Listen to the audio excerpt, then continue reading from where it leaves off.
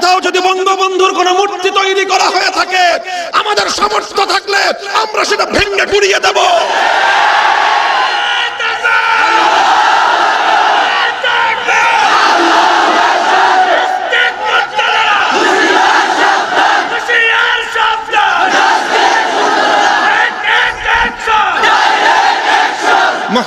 আমরা বলে দিয়েছি, আবার ভালো করে বলি, বাংলাদেশের স্বাধীনতা আমাদের গৌরব, এদেশের স্বাধীনতা আমাদের অহংকার, এদেশের স্বাধীনতা আমাদের অর্জন।